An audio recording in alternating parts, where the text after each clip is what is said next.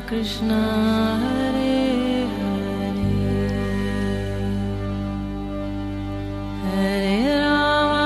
हरे राम राम राम हरे हरे। नमस्कार, रेडियो मानव रचना 107.8 पर मैं हूँ सरिता आपके साथ और शुरू हो चुका है कार्यक्रम आत्मदर्शन। श्रोताओं, जैसे कि आप सब जानते हैं, इस कार्यक्रम में हम बात करते हैं प्रभु श्री कृष्ण की, उनकी लीलाओं की और बहुत सारी पुस्तकों और ग्रंथों का वर्णन करते हैं इस प्रोग्राम में, जिसमें उनकी लीलाओं का जो है परिचय मिलता है, उनके दर्शन होते हैं हमें इन अध्यायों में। और आजकल हम इस प्रोग्राम में जिस विषय पर बात कर रहे हैं वो है श्रीमद् भगवत गीता, और इसके बारे में बहुत सारी बात करने के लिए हमारे साथ स्टूडियो में मौजूद हैं रागलिखा दासी जी, चरणाश्रित युगाचार्य श्रीमद् भक्ति वेदांत नारायण गोस्वामी जी की शिष्या। रागलिखा दासी जी, आपका स्वागत है हमारे स्टूडियो में।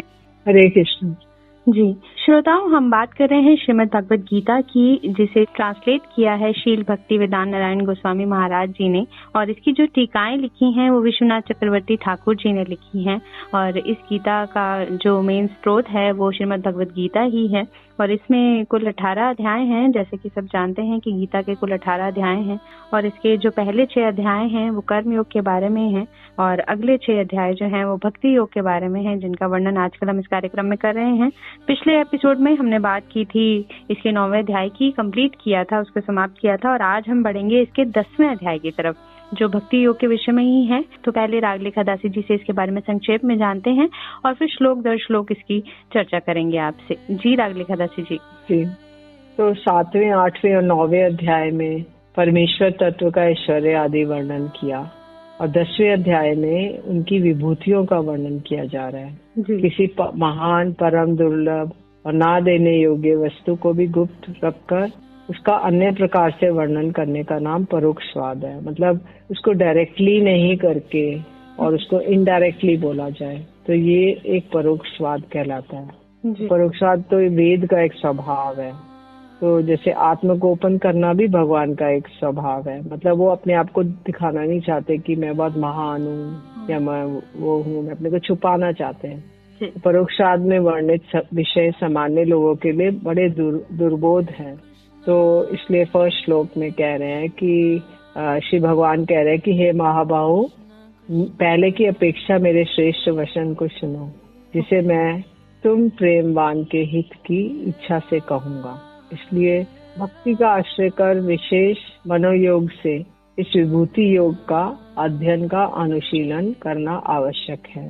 तो सेकंड श्लोक में कह रहे हैं कि देवतागण और महर्षिगण मेरे प्रपंच में आविर्भूत होने के तत्व को नहीं जानते हैं, क्योंकि सभी प्रकार से मैं देवता और महर्षियों का आदि कारण हूँ।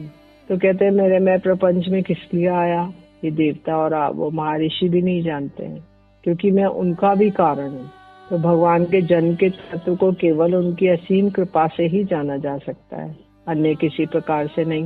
भक्ति के बिना किसी भी उपाय से भगवत कृपा नहीं पाई जा सकती। देवकी से उत्पन्न कृष्ण के सर्व विलक्षण तत्व को देवता भी नहीं जानते हैं। यदि प्रश्न हो कि विषय भोगों में आविष्ट होने के कारण देवतागण इसे भी नहीं जान सकते हैं, किंतु ऋषिगण तो जानते होंगे। देवतागण क्योंकि भोगों में रहते, स्वर्गलोक पे नंदन कानन वन है और स्वर्ग अप्सराएं हैं, तो वो उसी में लिप्त रहते हैं, तो भगवान को नहीं जान पाते। लेकिन ऋषिगण जो तपस्या करते रहते हैं, समाधि में रहते हैं, तो वो तो जानते होंगे। उसके उत्तर में कृष्ण कहते हैं नहीं, ऋषिगण भी नहीं जानते हैं, क्योंकि मैं सब प्रकार से उनका आदि कारण हूँ। अर्थात जिस प्रकार इस जगत में पुत्र अपने पिता के जन्म तत्व को नहीं जानता है, उसी प्रकार वे भी मेरे तत्व को नहीं जानते हैं। तो पुत्र तो नहीं जान पाता मेरे पिता कौन है, कहाँ उत्पन्न हुए, कैसे उत्पन्न हुए, तो ऐसे ही वो लोग ऋषिगण भी मेरे उसको नहीं जान पाते, क्योंकि मैं आदि कारण हूँ। मतलब मैं उनका जो रूट कॉज हूँ, इसलिए मेरे को वो नहीं जान पाते। थर्ड श्लोक में कह रहे हैं कि जो मुझे अनादि जन्म रहित सभी लोगों के महेश्वर के रूप में जानते हैं, मनुष्यों में से वही मोह शून्य होकर सभी पापों से मुक्त हो जाता है। तो इधर भगवान को अजन्मा कहा गया है, तो द्वितीय अध्याय में जीवात्मा को भी अजन्मा कहा गया है। जीव अजन्मा होने पर भी भगवान का विभिन्नांश तत्व है। जीव अणु चेतन वस्तु है, किंतु भगवान पूर्ण चेतन वस्तु है। जीव भगवान के माया के वशीभूत है, किंतु भगवान मायापति है। इधर जीव और भगवान का डिफरेंस बता रहे हैं कि भगवान विभू चेतन है, भगवान तो बहुत बड़े हैं लेकिन चेतन है, और जो जीव है वो छोटा सा चेतन वस्तु है, भगवान का एक अंश है। और भगवान जो है वो माया के अधिपति है और जीव जो है माया के वशीभूत हो जाता है। बस जीवों का स्थूल शरीर परिवर्तनशील है, किंतु भगवान का शरीर सच्चिदानंदमय, अपरिवर्तनशील और नित्य है। तो बस जीव तो मर जाते हैं, जन्म लेते हैं, फिर मर जाते हैं, फिर जन्म होता है, मृत्यु होती है, फिर जन्म होता है, मृत्यु होती है। लेकिन भगवान तो अजन्मा है और उनका सच्चिदानंदमय शरीर है और उनका परिवर्तन नहीं होता शरीर, और नित्य है। यदि इस श्लोक में भगवान अवतरित भी होते हैं तो वे योग माया के द्वारा अपने नित्य स्वरूप में ही अवतरित होते हैं। तो योग माया जी इसकी व्यवस्था करती है कि वो अपने जो स्वरूप है उसी रूप में अवतरित हो। सृष्टि के पूर्व भी वे थे, अब भी हैं और भविष्य में भी रहेंगे। भगवान अजन्मा होने पर भी अपनी अचिंत्य शक्ति के प्रभाव से वसुदेव देवकी और नंद यशोदा के नित्य पुत्र हैं।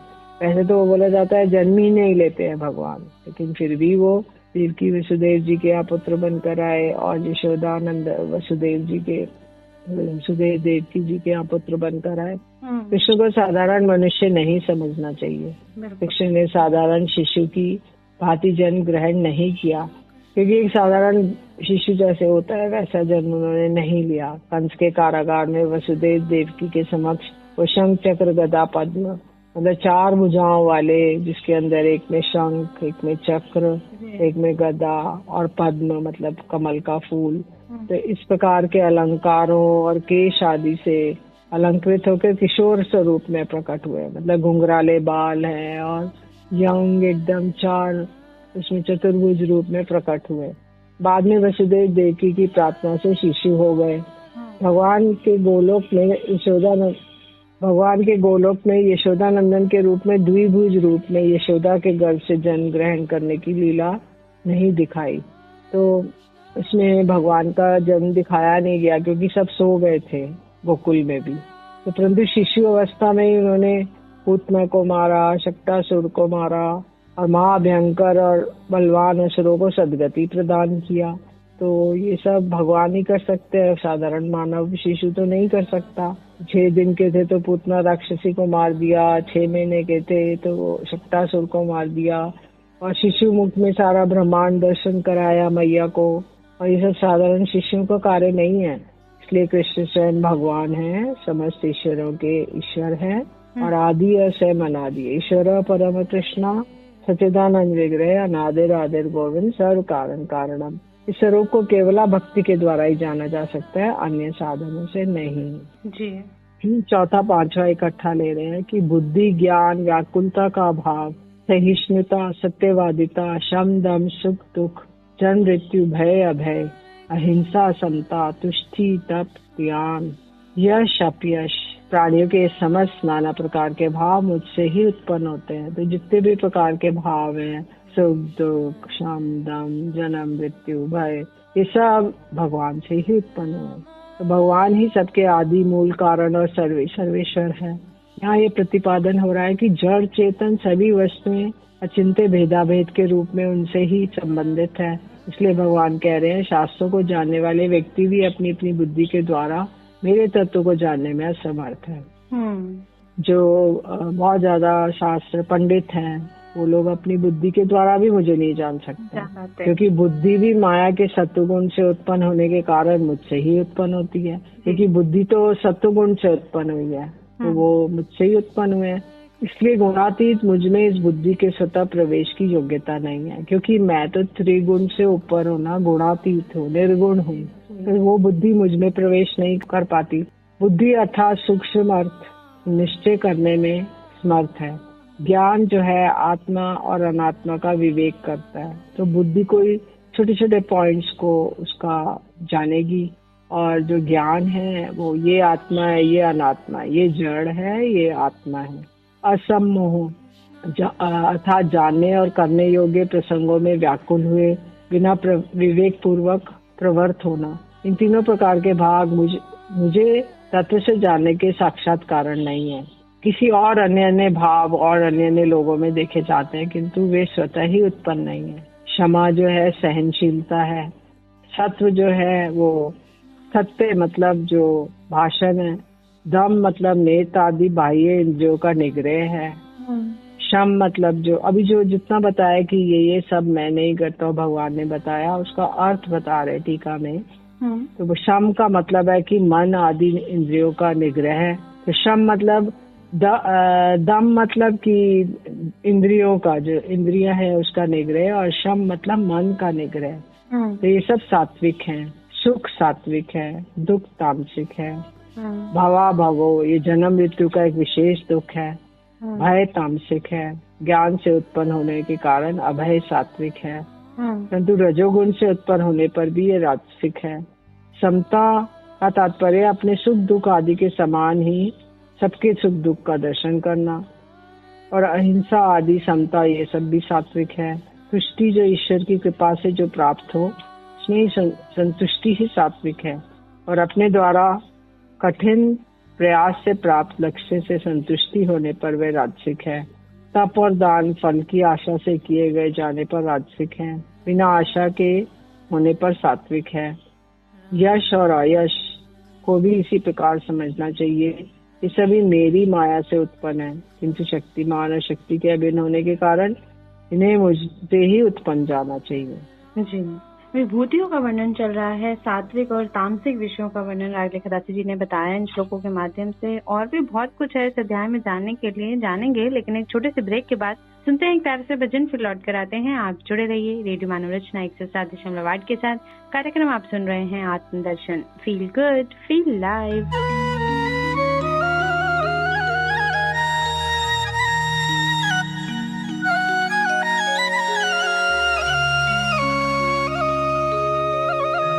वृंदावन जाऊंगी सखी, वृंदावन जाऊंगी, मेरे उठे विरह की पीर सखी, वृंदावन जाऊंगी।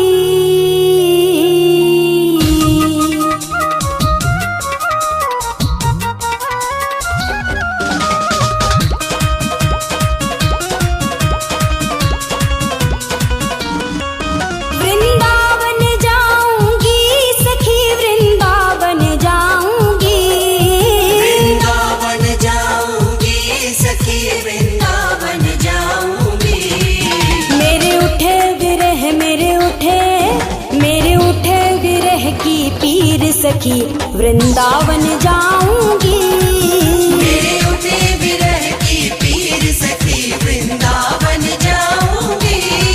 वृंदावन जाऊंगी सखी, वृंदावन जाऊंगी, मुरली बाजे यमुना तीर सखी, वृंदावन जाऊंगी। मेरे उठे विरह की पीर सखी, वृंदावन जाऊंगी।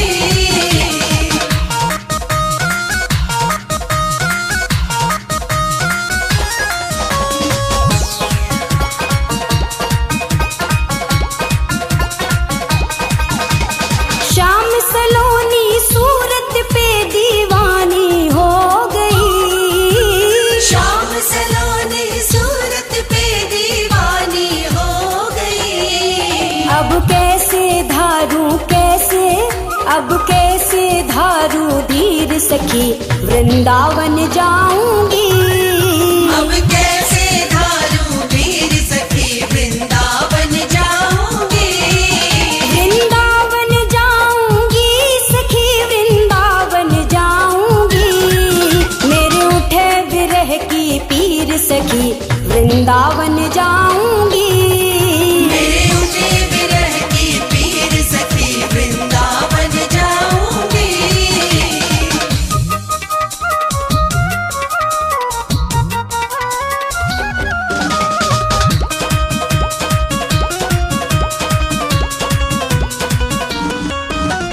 छोड़ दिया मैंने भोजन पानी शाम की याद में, छोड़ दिया मैंने भोजन पानी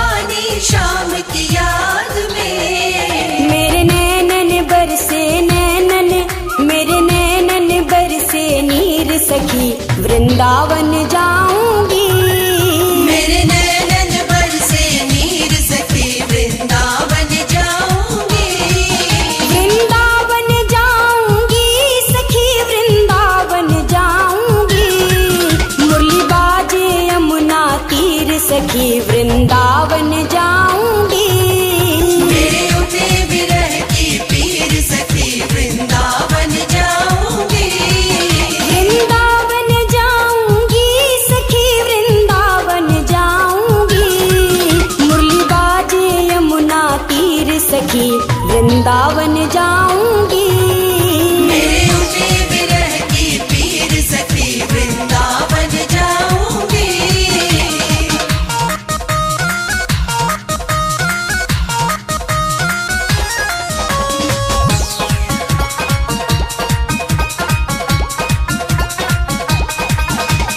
श्याम सलोनी सूरत पे दीवानी हो गई। शाम सलोनी सूरत पे दीवानी हो गई। अब कैसे धारू धीर सखी वृंदावन जाऊंगी। अब कैसे धारू धीर सखी वृंदावन जाऊंगी। वृंदावन जाऊंगी सखी वृंदावन जाऊंगी। मेरे उठे विरह की पीर सखी वृंदावन जाऊंगी। मेरे उठे विरह की पीर सखी वृंदावन जाऊंगी।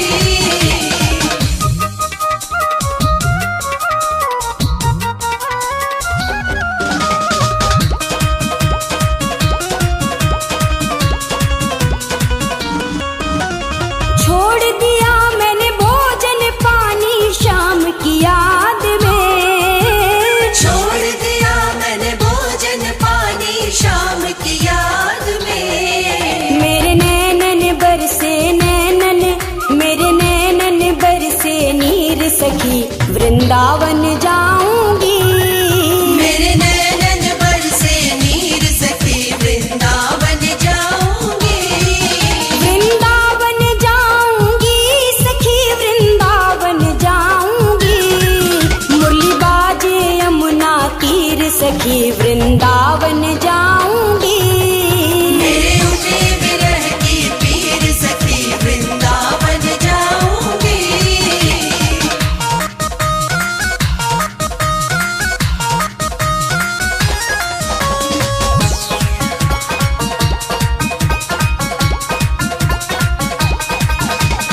इस दुनिया के रिश्ते नाते सब ही तोड़ दिए। इस दुनिया के रिश्ते नाते सब ही तोड़ दिए। तुझे कैसे दिखाऊं दिल चीर सखी वृंदावन जाऊंगी। तुझे कैसे दिखाऊं दिल चीर सखी वृंदावन जाऊंगी। वृंदावन जाऊंगी सखी वृंदावन जाऊंगी। मेरे उठे विरह की पीर सखी वृंदावन जाऊंगी। मेरे उठे विरह की पीर सखी वृंदावन जाऊंगी।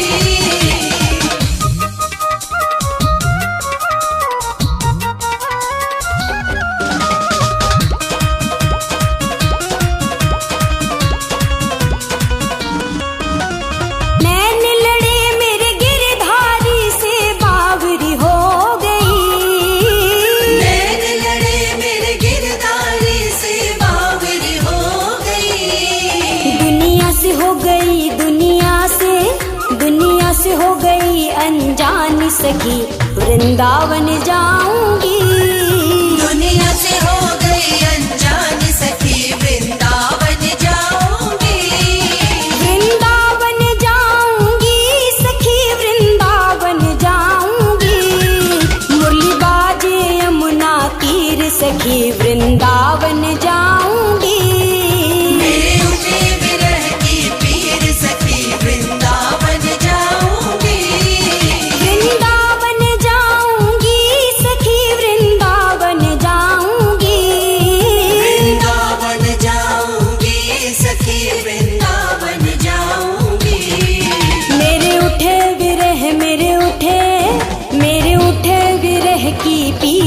सखी वृंदावन जाऊंगी। मेरे उठे विरह की पीर सखी वृंदावन जाऊंगी। वृंदावन जाऊंगी सखी वृंदावन जाऊंगी। मुरली बाजे यमुना तीर सखी वृंदावन जाऊंगी। मेरे उठे विरह की पीर सखी वृंदावन जाऊंगी। मेरे उठे विरह की पीर सखी वृंदावन जाऊंगी। Hare Krishna,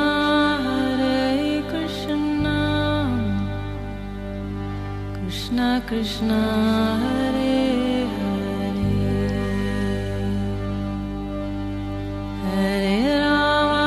Hare Rama,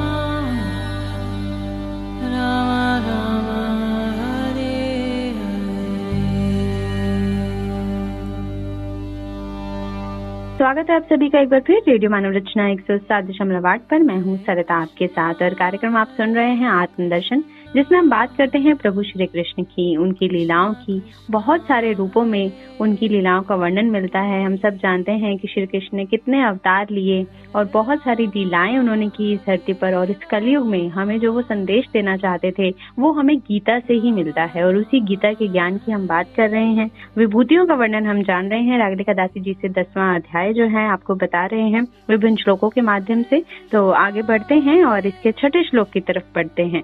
जी रागलिका दासी जी छठे श्लोक में बता रहे हैं, भगवान बता रहे हैं कि जो मरीचि आदि जो 7 महिषी गण है, सप्त ऋषि हैं, और ये जो सनक आदि 4 ऋषि हैं, ब्रह्म ऋषि, ब्रह्मा जी के पुत्र, मानस पुत्र, जी और शंभुवादी जो 14 मनुगण हैं, ये लोग मेरे ही मन संकल्प मात्र से उत्पन्न हुए हैं। और इस जगत में ये ब्राह्मण आदि जो उनके ही पुत्र पौत्र हैं या शिष्य प्रशिष्य के रूप में विस्तृत हुए हैं। तो जितने ब्राह्मण आदि हैं इन्हीं सब ऋषियों से ही उत्पन्न हुए हैं। इसीलिए गोत्र बोलते हैं ना कि ये मेरा गोत्र है, शांडिल्य गोत्र है या भारद्वाज गोत्र है, इसीलिए बताया जाता है। तो भगवान अपने से ही उत्पन्न ब्रह्मांड की प्रजा के वंश का क्रम से वर्णन कर रहे हैं। ब्रह्मा इस ब्रह्मांड के आदि जीव है। ये महाविष्णु के हिरण्यगर्भ नामक शक्ति से उत्पन्न है।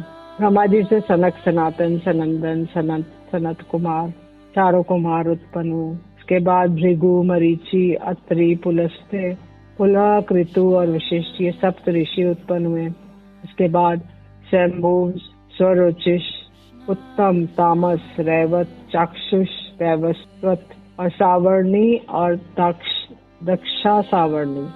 सावर्णी, ये जो ब्रह्म सावर्णी और धर्म सावर्णी, वृक्ष पुत्र, रौचे, देव सावर्णी, भौत्यक, इंद्र सावर्णी, ये 14 मनु उत्पन्न हुए।